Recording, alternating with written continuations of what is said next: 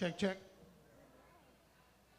All right, everybody, that was a great first panel to kick off the day, and that rolls us right into Science Meets Sacred Medicine.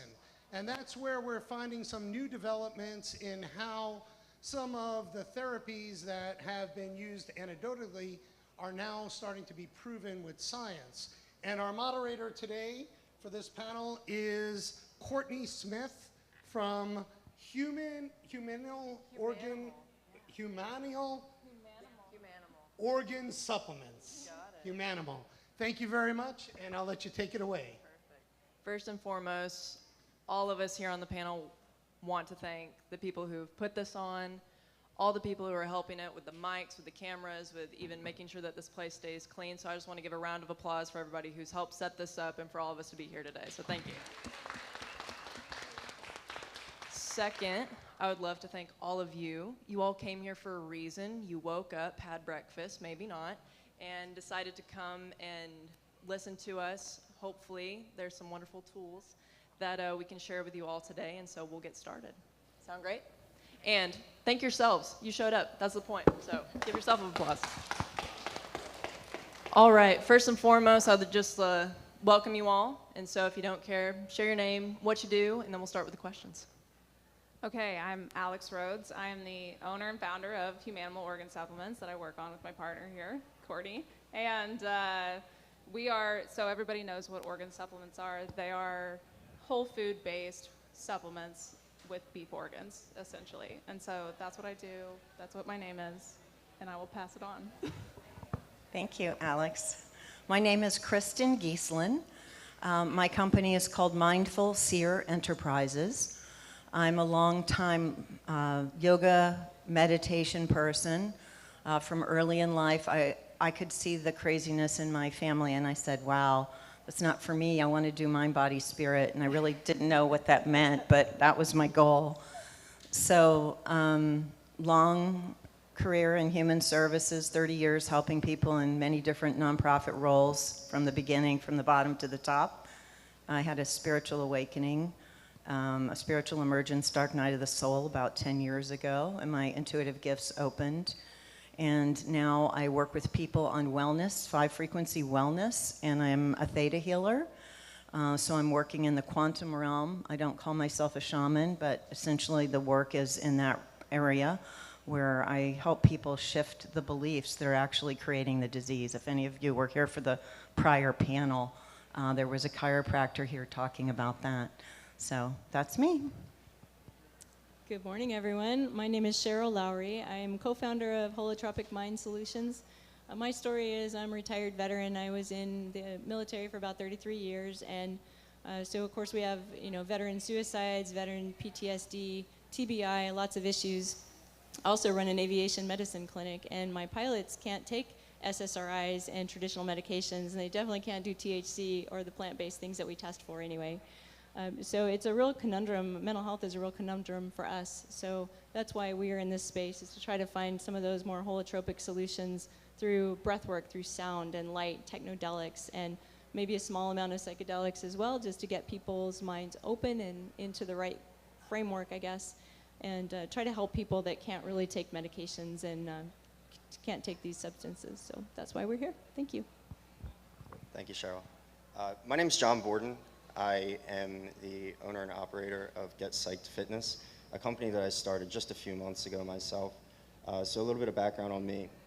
I was completely wasting my life through my 20s, but an experience with psilocybin opened my eyes to exactly how beautiful the world is, the things that I needed to be doing to really put myself in the best place to help others, and how I could use my talents to help impact those around me. So I recently completed my book, released it last week, explaining my journey with psilocybin, how it changed my life, and how I found the strength within myself to build the best version. Thank you. Excellent. Well, we'll begin with our first question. John, we're going to go right back to you. So my question to you is, how do you integrate scientific principles with the spiritual aspects of fitness and wellness? Yeah, well, so the key thing to understand is that it's all related.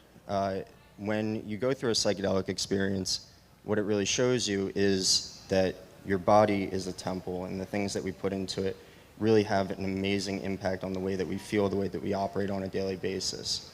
So getting back to that centered feeling that you have with the psychedelics allows you to prioritize the right types of choices for yourself on a daily basis. So when it comes to, am I going to drink that beer? Am I going to eat that sugary snack? Am I going to eat that fried food? You begin to have mindfulness about how that's affecting you and collaborates in a more complete manner to live a healthier life.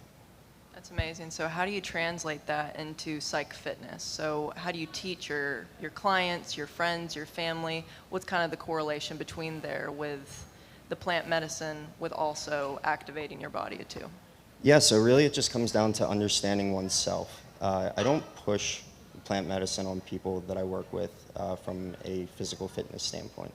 It's more for them to understand that this is a solution that worked for me, and it's a different side of the business that I operate out of on the plant medicine side. That being said, there's an incredible strength to be found, and I welcome a conversation with anyone who wants to have that conversation about what it could possibly do for them. That's amazing, because how I'm listening to it is there's so many different avenues to get to that place of connectedness with self, right? That's what we're here. We all have different stories or different tool sets that we've all learned to be able to get us where we are today, and that's why we're here. And so for you, Dr. Cheryl, tell us a little bit about your breath work. So how have you created that with your veterans in your experience and has brought that to a spiritual level as well? So we actually have a breathwork provider. Mari Castle is our breathwork expert. She's been doing Groff holotropic breathwork for, 25 years. And so I was kind of skeptical, like, what, you're going to teach me to breathe? Come on, how hard is this?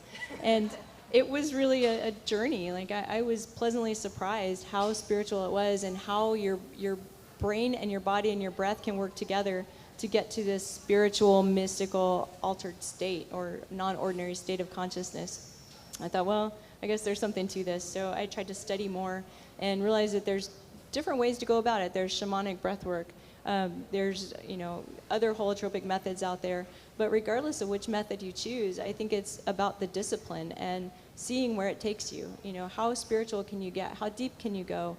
What are you willing to face? And it's really, the breath work is such a nice thing because unlike a psilocybin where you're on a 6-hour ride maybe, you can get up and shake it off, walk away, get a snack, talk to somebody about what you're going through. You can turn it off right away. You don't have to be stuck on the ride. So it's a nice introduction into the psychedelic space where people kind of aren't sure with how they're going to react or how their body will take the substance. Or maybe they have a medical condition that's incompatible with doing any substances. So it's a really nice introduction. And for me, it's also a nice way to check people out and see how they're going to respond, because some people really have a traumatic response to the breath work even, depending on what they have going on. And that's a person I want to go, okay, they're not ready for ketamine yet. We need to work through some things before we can get to that state. But people find it just as mystical and religious experience, spiritual experience as some of the plant-based medicine. Did that answer your question? It did, yes. I think it's amazing because we have John, who's connecting with the body and with movement and with fitness, and allowing people to connect with themselves in a way that you can reach that higher level of consciousness, and while teaching people with psychedelics as well. Then you have another tool set where you can concentrate on the breath work that is also going to elevate you to a new place of where, whether you've taken psychedelics or not, if this is your first time and you're first hearing about it, there are ways where you can expand yourself to even that level from what I'm gathering with your breath work that's going to be able to open you up even more, which leads me to Miss Kristin, who's working in the quantum realm. And so as you can see, there's kind of this step-by-step process that allows you to bring more awareness to self, whether that's your first starting an exercise, whether you're first starting with breath work. And then now we have your work, Kristin. So I'd love to hear kind of the correlation of using the quantum realm and the spirituality and kind of how that expands awareness for people. Sure. Where the interface is for me is with intuition, okay? And, you hear the word psychic and you think fairs and kind of, hokey stuff. But most of us really do have intuitive abilities that we're using that we can develop further to have that sort of extrasensory experience, that connection to all that is in our daily activities. And it's just by virtue of the capitalist, corporate-driven culture that most of us have become reliant on a lot of intellectual focus for the way we process information and the way we move in the world. There's nothing wrong with that. We bless and appreciate our linear sequential abilities. But we also have our heart space can inform us about what's going on, our gut, our senses, and what I like to call our spidey senses. You know, they all have a role in how we perceive reality and how we make decisions in the world and how we manage our wellness and how we express our gifts. So usually if I'm around someone for a little while, I'll start to notice, oh, I think you might be claircognizant, or, oh, you know, you're clairsentient or whatever, because, you know, this is the realm that I work in.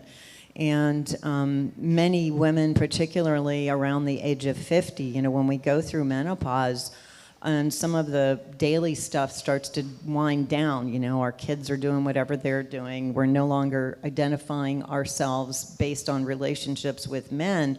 Our spidey senses start to really come alive. And it can be disorienting. So part of what I do when I work with people who have had either like a psychedelic experience or a paranormal kind of thing where, ooh, Toto, we're not in Kansas anymore, is to help them ground, you know, and understand that they can be present, you know, in their everyday lives and still stay connected to the great beyond, to the all that is, to the matrix. I love that. Thank you so much. And I think what's amazing to hear about all of this is it's not new, right? We're talking about science and modern science, and we're utilizing these, you know, these things, these new teachings and stuff. It's becoming a little bit more mainstream now. But this has been from the beginning of time. People have been moving their bodies in a somatic, you know, therapeutic way, or they've been running, or they've been working, you know, they've been doing that movement.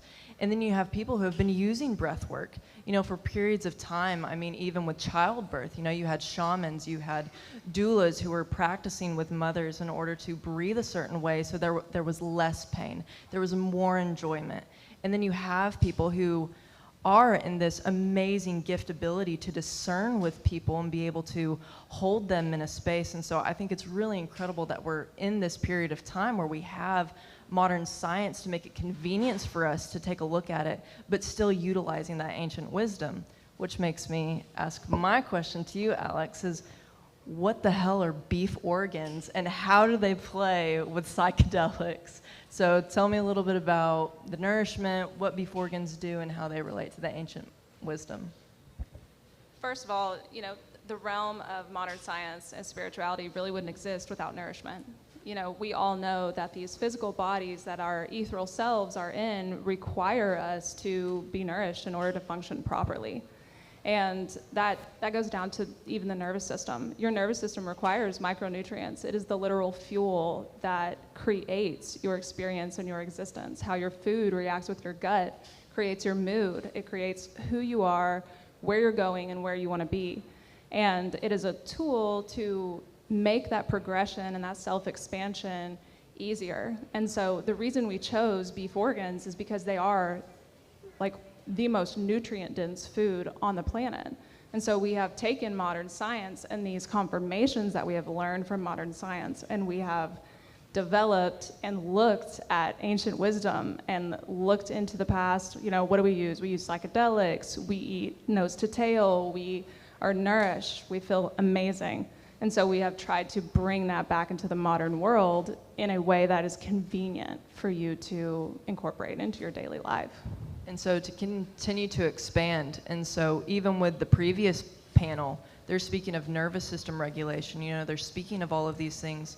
And for one of the things that we've discovered is before you can even have the motivation or the mindset of doing that, I'm sure a lot of you have woken up and you're just like, I immediately need a cup of coffee, you know, been there. Or I've woken up and you're like, oh my goodness, my body hurts, or something just feels off. I don't feel my best and I want to feel my best. Yeah. In order to be able to have the physical or be able to expand or experience life and that you want a way to enjoy, there's a foundation of nourishment for the body. We have a hypothetical hypothetical scenario that we talk about quite frequently. And it's, imagine you are high on life, you're going out to dinner with your bestie, you're like, oh, this is amazing. I get in my car, I'm blasting my music, I am, it's my favorite song, I'm feeling amazing. Well, your car runs out of gas. So now you have to get out, you need to push it to the nearest gas station. It's 95 degrees outside. It is, the two common denominators in those situations are you and the car. And so what has changed? And it's your nourishment. It's being fueled. It's having the capability to have those heightened and euphoric or elated experiences, regardless of your exterior surroundings, or if you have psychedelics. It's really going back to nourishment and being able to facilitate the experiences of breath work and psychedelics because you are fueled and you are able to experience those heightened states. You're in a wonderful place. And so with John, even kind of going back to you with the physical aspect, what are some of the things that you would say to your clients and to your friends and even to the people here? What for you created that connection with fitness and, psychedelic experience and that spiritual awareness? Like, what was your experience and how you came about? Yeah, so really what it comes down to is understanding your own body, understanding the needs of your own body from a physical fitness standpoint, from a nutritional standpoint, from a flexibility standpoint, from a strength standpoint. It all kind of collaborates to making you feel the healthiest version of yourself. And we can all determine for ourselves what that is. For me, that's I want to be strong, I want to be flexible, I want to have endurance. So I am able to look at the things in my life to optimize those, to give me those best performances. And when I'm working with my clients, I use the mind to center themselves on what their goals are, focus 100% on what that goal is that they want to achieve. Do you want to bench your body weight? Do you want to run a mile in under 10 minutes? What is it that you want to achieve? And set your mind to that completely, and you will achieve it.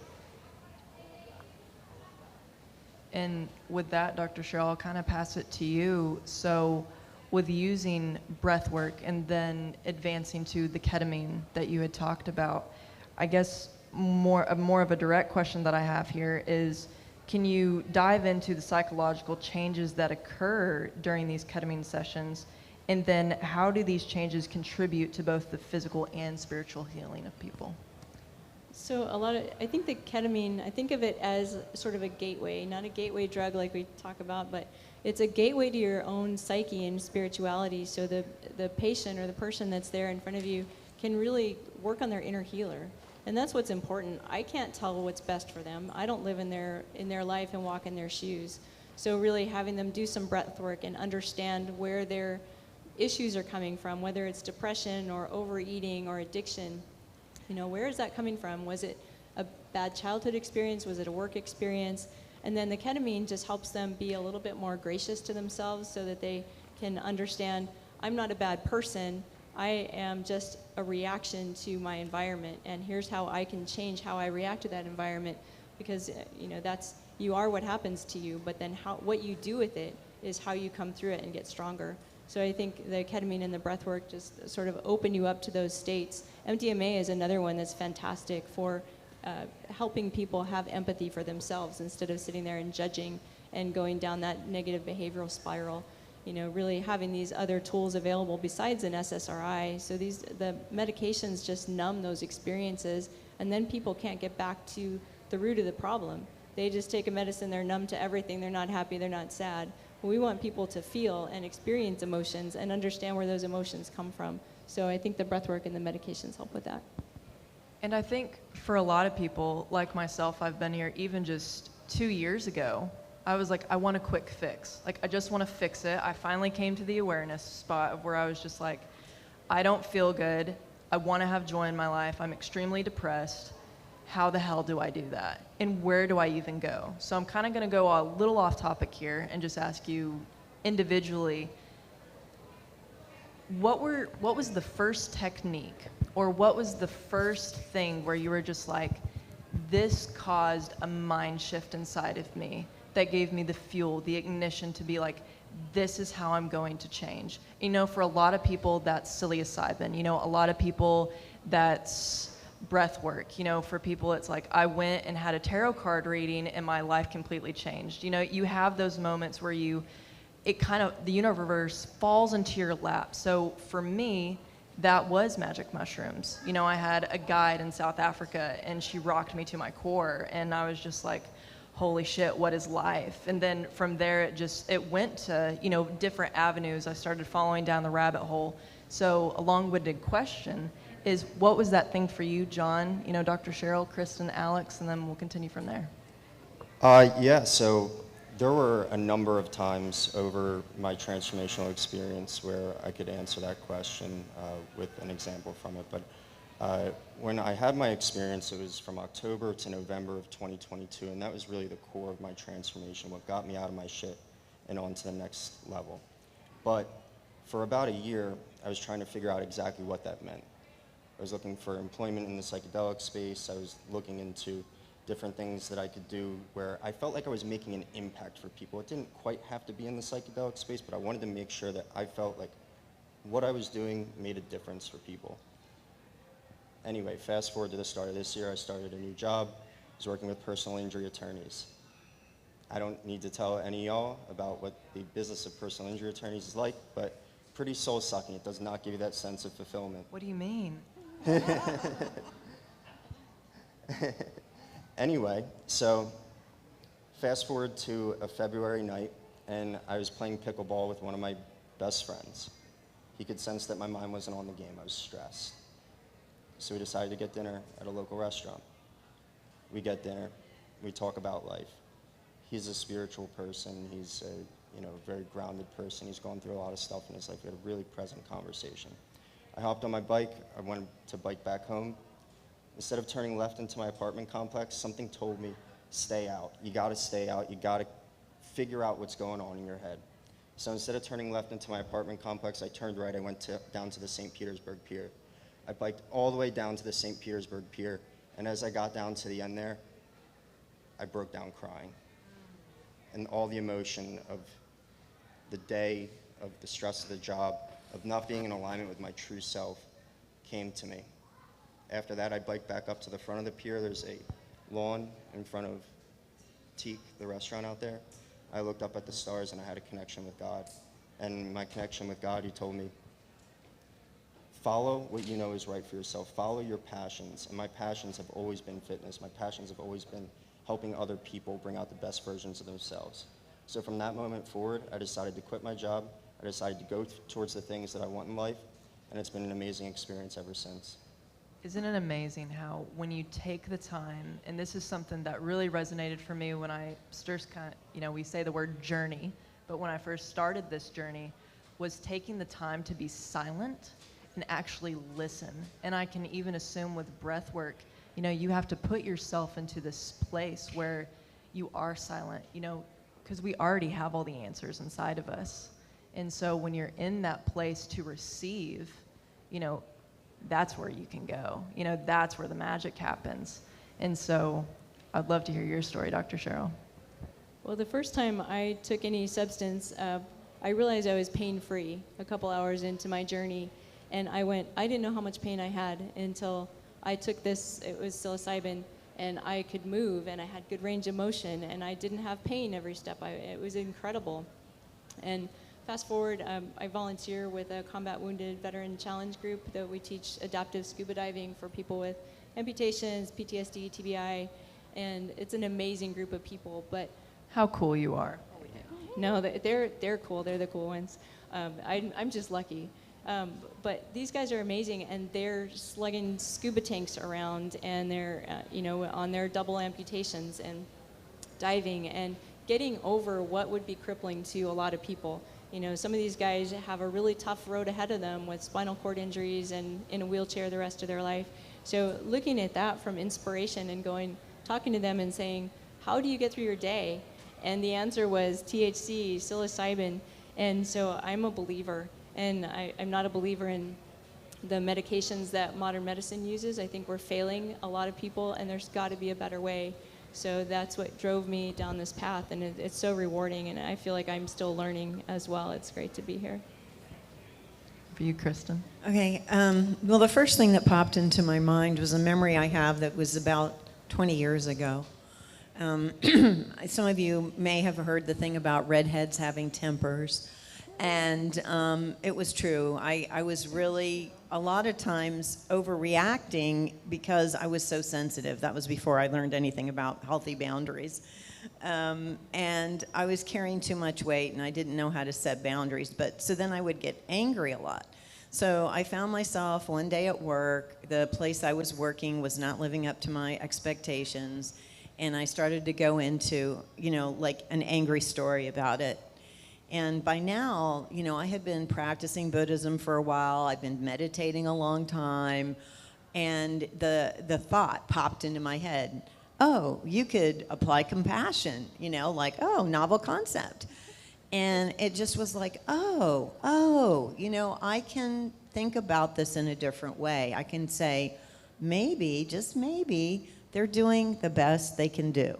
This is it. This is what they got. They don't have more. They don't have it the way you want it. What they're delivering is what they are able to do with the resources, time, money, effort, whatever. And that was, it led to so much more peace, for me to be able to accept where they were. And that kind of theme has run through. The other thing for me with the compassion is where it ties back to like the microdosing for me is it's been easier for me as an empath, wired that way, to be compassionate for others than to be compassionate with myself at times. So the way mushrooms, the way the psychedelic world came to me was about 3 years ago. And interestingly enough, it came out of my baking bowl of belief. One of the decks that I use when I do readings is all nature cards. And this card started popping up, and I met someone that was a microdoser. And I had always had sort of, I wouldn't call it full-scale depression, but definitely I would call it ennui or melancholy. And I had tried, the SSRIs, and I had tried anti-anxiety medications, and both of those sort of put me into bad places. The antidepressants made me aggressive, and the anti-anxiety medication made me feel numb. And as a meditator, I already knew like what my sweet spot was. It's like I know when I feel good and when my brain is working right. So in the last few years, I've been able to cultivate more compassion for myself with ancient trauma. And because I'm tapped into my dreams a lot in the psychic world, like the mystery of things has been revealed to me through dreams and stuff like that. The issues or places in my life where things happened where maybe I didn't really feel my feelings, through that time. I also remember a conversation with my, very venerable teacher a few years ago. I think it was 2018 or 2019. And she said, remember, you need to be compassionate with yourself. And so the sort of application of compassion for me expanded to, like, whenever I would start to feel frustrated or angry or worked up or, whatever, starting to lose the cool, I would say to myself, okay, if you get yourself worked up energetically, you're not going to be able to think, and you're not going to be able to solve the problem, because I learned to stay in my parasympathetic instead of popping into the sympathetic nervous system. So now I can kind of leverage my awareness of that, and if I notice that I'm going, I can't do it all the time, of course no one can, but I notice it more and more and more of the time. So my regular state now that I go around in a lot is close sometimes to like a psychedelic state, frankly. I'm a plant communicator. I'm vibing with the energy of the universe just more of the time, all the time.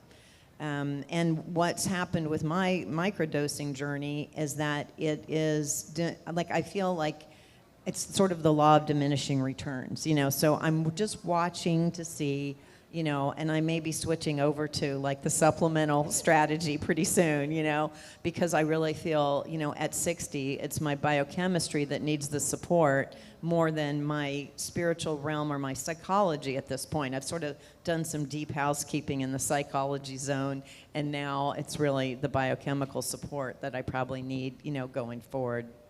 I love that. Thank you so much for sharing. It really is. It's a mind, body, spirit connection.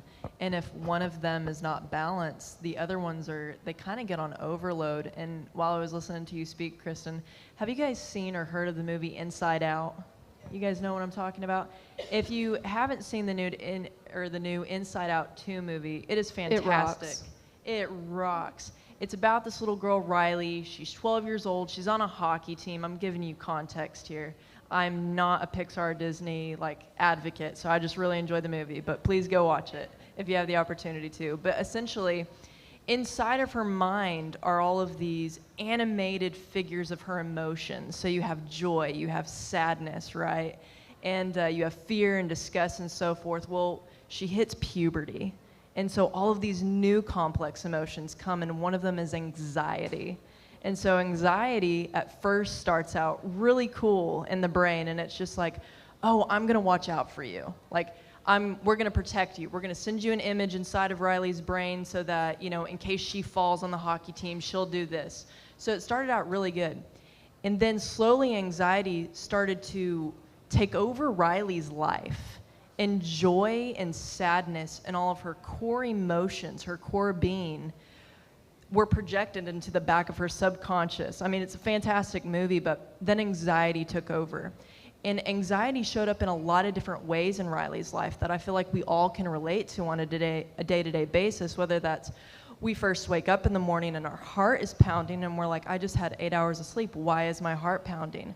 Well, you probably just need to take a few deep breaths. It's probably nothing, even though our mind's going 90 miles of nothing. And then, if we continue to allow that thought, allow anxiety to ripple, it's just going to take over your day. It's going to take over your mind. There's no quietness. How can you work out if you're frozen? How can you access this beautiful world that is always around us if we're just constantly in our mind? How can we do it if our bodies are not nourished? And so I just appreciate you sharing. But Alex, I would love to hear, kind of your spiritual journey and how it brought you to Beef Organs and nourishment, and how that too kind of goes along with the spiritual world. It's kind of a long story, but I moved to Tulum, Mexico in 2020, right before the pandemic hit. And while I was there, Mexico never really shut down.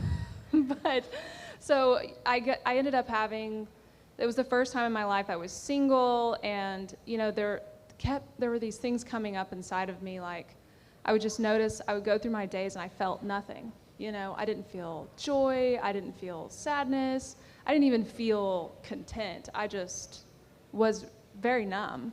And I ended up on some random thread, as you do in Tulum, and on WhatsApp, and they put out for an ayahuasca ceremony, and I was like, oh, I'm gonna do that. And so I didn't know what it was, right? I mean, I had so little awareness about what ayahuasca was that I was like, oh yeah, I'm gonna do that. That's gonna be me. And I knew that it was, eye-opening and spiritual to a point, but I'm from Oklahoma. We have no idea. So I sign up for it. I totally forget about it. And then I get a text message the day before, and they're like, hey, can you give this other girl a ride to the ceremony? I was like, oh, crap. I totally forgot about that, but yes, of course. So we get in the car. We're on our way there. We get lost in the middle of the woods. In Mexico. And we go to it's a dead-end road in the middle of the jungle, and we get out of the car, and this girl was like, oh, the aliens are supposed to be so active tonight. And I was like, yes, they are. Oklahoma. And I was sitting back, and I was like, oh, okay. And so she's like, let's just get out and look at the sky, see if we see them. I was like, perfect, let's do it. I kid you not, we get out, and there are lights moving around in these oblong shapes, and I was like, oh no. So then we finally make it. I have my ayahuasca experience. It's beautiful. I'm rocking back and forth, and I'm like, how long has it been since I have felt anything? And during that time, I had no idea what dissociation was. I'd never been to therapy. Oklahoma. So I finally, that's like sort of what broke me in that moment. So I proceeded through my time in Tulum, and I ended up having a grand mal seizure in the middle of Mexico and was hospitalized for 4 days, almost died, the whole thing, and I was like, shit, you know, what is this? What is going on? I'm 20, what was I, 26? I was 26 years old. Bodybuilding. Thought my life was perfect. Drove a motorcycle, you know, I was like, I'm living the dream, you know? And so that really sent me on a spiritual path because I thought I was doing everything right, you know? I had abs, you know, I was working out. My body's Just an perfect. ayahuasca. My life is perfect. I'm a software engineer. I make tons of money, you know, everything's perfect. And that really like sent me on my way. So I went on multiple mushroom journeys, and they were very dark and very, very intense. It was like me meeting my dissociation. And looking back now that I own a beef organ supplement company, and out of all of that, was that I was undernourished. I truly, like, I was so deprived trying to meet the societal standards that have been imposed on me that I was like, you know, yeah, whatever. And so since I have come to the realization, and a lot like you, I wake up every day feeling euphoric. You know, like after changing my diet and reaching for the plant medicine, like bringing awareness to what I was doing through plant medicine, and then moving into this space where I'm nourished. I mean, I can't even explain to you guys. I've met with a girl who buys our supplements. She's like our #1 fan. We just launched in January, and she bought in March, and we were in March like, what are we doing? Are we gonna make it? You know? And so she was like one of the first customers to buy and post about us. So we went and had coffee with her, talked to her like 5 hours yesterday. And she just told us, she was like, I feel so euphoric. Like I feel amazing when I wake up. And I was like, yes, it's totally insane, right? And she was like, yes. And so that is like my introduction to plant medicine. And that for me is like the progression of where it can take you, you know, like the combination of being nourished and plant medicine. At Humanimal, we do focus on like 2 pillars. It's nourishment, nourish yourself, and see yourself. And so nourish yourself is, you know, eating the nutrient-dense foods, paying attention to what you put in your body because it creates who you are and how you show up. And then seeing yourself is the psychedelics, it's the breath work, it's the meditation, it's everything that goes into bringing the awareness to who you are and where you want to be and doing that thing. Yeah. I think that's, and thank you for sharing that. I think what people forget sometimes, and I think that's what's so beautiful about remembering who you are and the experiences that you have in life, because you go to Bali to, I'm sure, have a really good time, but it's like in those moments, you're bawling your eyes out on a pier, on a bike, and you're just looking up and you're like, this is it, you know? Or you're helping somebody and they smile and they give you a hug and they go, oh my gosh, this is the moment. And I think what's amazing with all of that is you can find that moment. It's there for you all the time. You just got to take time to listen. And I think something, you know, just to like tie this in, this whole panel has been about science. You know, science and spirituality are the same thing. We used to wonder what gave us energy, and then all of a sudden, and it was mystical, right? We would eat liver, which is super rich in B12, and we would be like through the roof excited. We're like, oh, this is God. You know, this is mystical, this is spiritual. And then science came in and discovered B12. So we already know what science is just now experiencing. And part of the journey is learning to accept that the ancient wisdom and the ancient knowledge has already told you what you need to know. My last question would be, Alex, and I'll ask you guys a last question, and then we'll take some time to answer any questions that you guys may have and, go forth with that.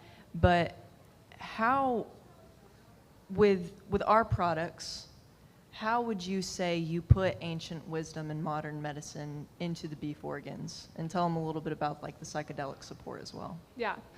So, I mean, exactly what I just said. We look to modern science to confirm what we've already known from ancient wisdom. And then we take that and we look back into the ancient times. We look back to cultures. What did you use? What did you eat? How did you use it? And I'm heavy in psychedelics. I just need everybody to know a lot of people have used psychedelics for a really long time. And so it's the same thing with organ meats. We have eaten organ meats since the beginning of time. And so we have used this principle, and we're putting out a psychedelic support supplement at the end of this year in October. It's whole foods. It's a pre and post psychedelic experience protocol, or you can take it daily if you microdose. It's not adaptogen. It's not, it's not an adaptogen. It's just whole food, and it just supports the nourishment so that your nervous system is in the perfect place to have your psychedelic experiences. What was the rest of the question? Did I answer it? You answered. Excellent. Perfect. I'm done. Kristin, my last question for you would be, if somebody wanted to, I'm trying to think how the best way to phrase this, because for me, I'm just so captivated by you and just you as a human being. I think you're wonderful. Would be if somebody started on this path to finding the mysticalness, some people find the fitness, some people find the body, or they find the nourishment first.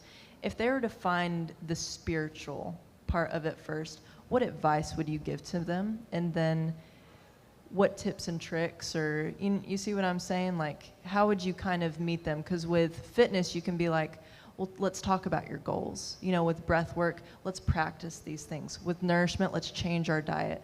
So in your realm, what would be that advice you would give somebody to start? Right. Well, usually when I work with mostly one-on-one in small groups of people. And everyone has a way already that they connect to spirit. Okay, there's some kind of way. I mean, people are doing it.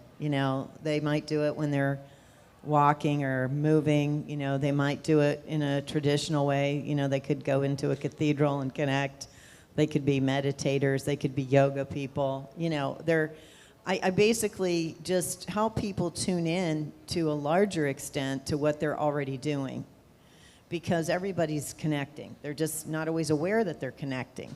And then I created actually something I call a 5-frequency wellness check, so that people can sort of be tapping in on a regular basis to kind of, okay, how are things going in the different areas?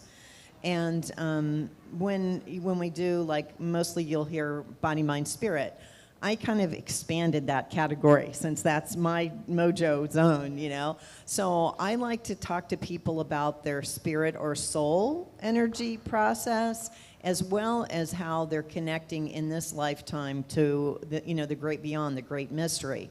So in my wellness system, we have a place for body, emotions, intellectual life, spirit, soul journey, and I call it mastermind, and I call this B-ism.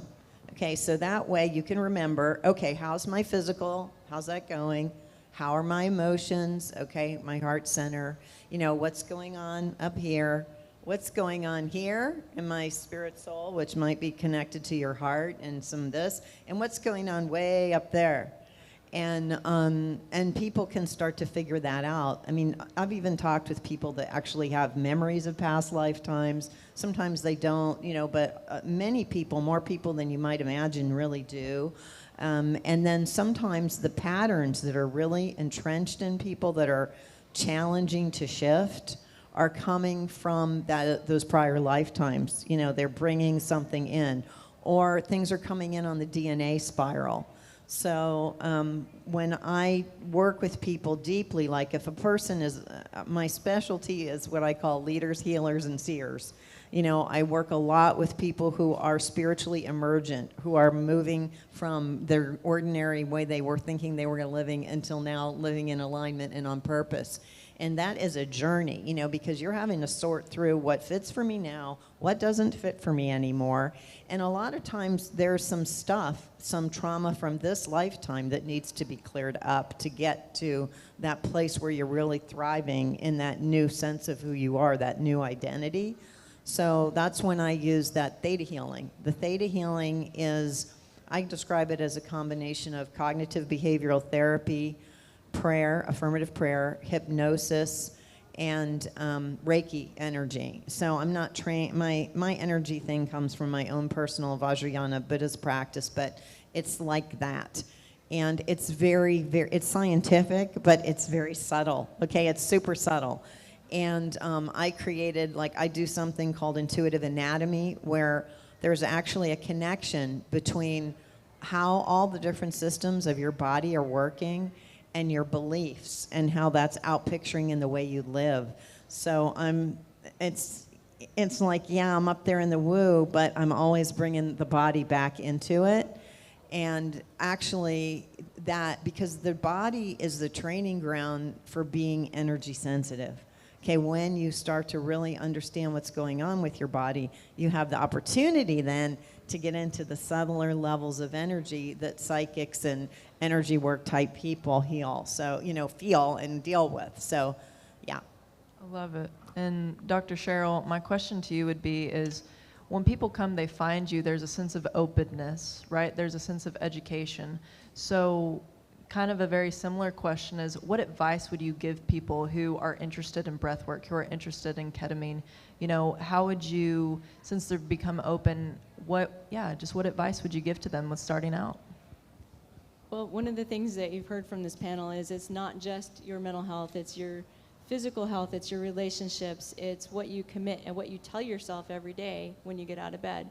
And it's how you decide to face the world every day, and eating right, and just nourishing your body and your soul, and taking the time to do that. How many of you this morning took time to just go outside and greet the sun and appreciate nature?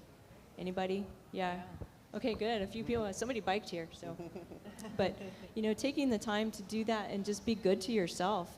And then that's a big step for a lot of people, you know, just having some natural sunshine in your day lifts your mood incredibly.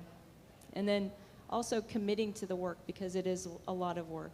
It's not always comfortable, and just warning them up front that this is a journey and we're going to work through it, and there's work to be done, but you have to make a commitment. Don't half-ass it, you know. If you're going to go through this, really do it right, and get what you can out of the medicine, out of the practices, and develop the discipline to have good habits and work on this yourself. Otherwise, you're spending money and you're not going to find what you're looking for. And you're worth it. You know, everybody's Absolutely. worth it. And so same question to you, John. Yeah, Cheryl, I think the thing that you touch on completely there is something that I really preach, and that's the decision to be. From the moment that you decide to be who you want to be, to make the choices that you want to make, it's from that point forward that you've created your new life. So the decision to be someone that practices breathwork, that takes that extra time, the decision to be someone that wakes up in the morning and goes for a run, the decision to be someone that makes the right choices with their nutrition, put the right foods in their body, it all comes back to that single decision point. And as soon as you've made that commitment to yourself, that decision to be, everything else will fall in line.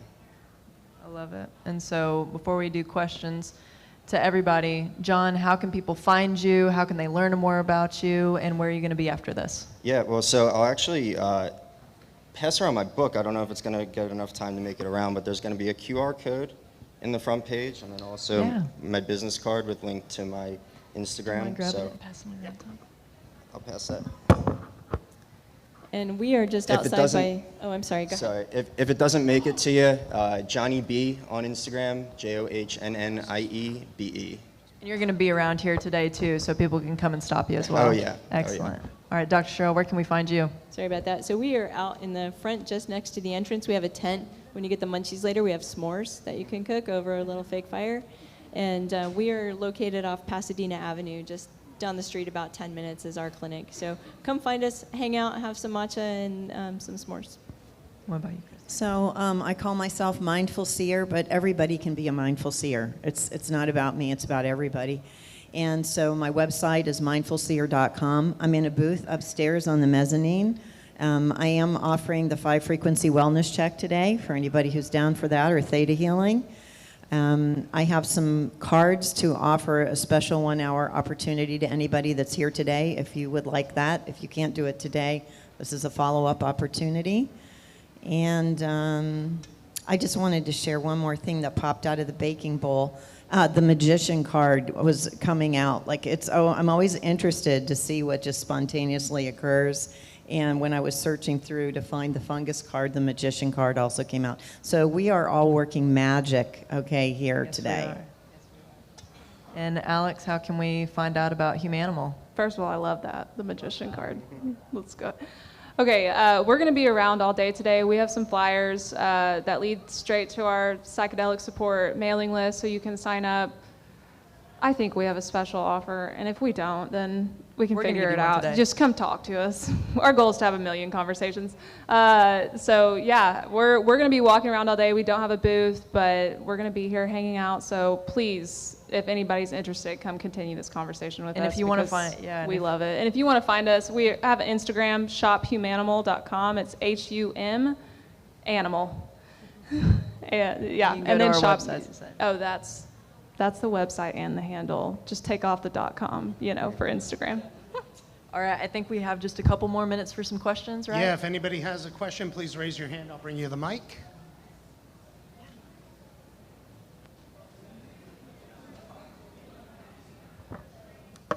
Thank all of you. This has been really insightful, enlightening, inspiring. This question is for you, Alex. What are you telling all the vegetarians who come knock on your door? Oh man.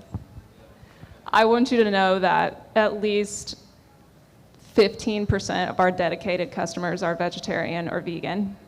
And it is because they have either hit a wall with their health, and they are looking for something that is the most ethical and most nutrient-dense option that they can incorporate without having to actually eat the meat. So something about our sourcing is we source from New Zealand. They are grass-fed and grass-finished. They've never seen a factory farm life, and they never will. They have one bad day, we say. And we pride ourselves on, providing energetically and vibrationally a happy and healthy animal to be consumed. And we do that with all of our products. Our psychedelic support isn't all animal-based, but we take sourcing and ethical sourcing very seriously. And so that is what, with vegetarians and vegans, if it's a moral thing, that's usually what we tell them. If it's not a moral thing, I always say it's the easiest way to start, and it's the easiest way to get this nutrition and nourishment that you need without actually having to eat the meat. Wonderful question. Have another question back there? Hi, I'm Saith. I'm curious, I know we're all kind of going back to East, and we don't want Western, what we have in front of us. We even have breakdowns about how we live in this society, in the city plan, or whatever it is, when we have an awakening that brings us back to our origin, our source in the quantum or the matrix, or how we see it, how we made our lives. But what do each of you think, or who wants to respond, is the most erroneous precedent or erroneous modality that continues today in Western medicine? I'll jump in with that one. Erroneous, I think there is a place for Western medicine, and there's a place for medicine, true medicine, developed with standards by a drug company, gone through a rigorous process of approval. But I think erroneously, we think a pill is always the answer. It's going to make me skinny, it's going to make me beautiful, it's going to make me smarter. And I think that's a myth. That is an urban myth. You have to find that beauty and that intensity within. And you can't always just push the easy button. You got to put in the work. And so I think that's a fallacy of modern medicine. And we as consumers, we're marketed to, we see the commercials, what's going to make me happy today. And a lot of us are afraid to do the work, or just too busy and not committed. So I think that's the flaw of modern medicine, Western medicine.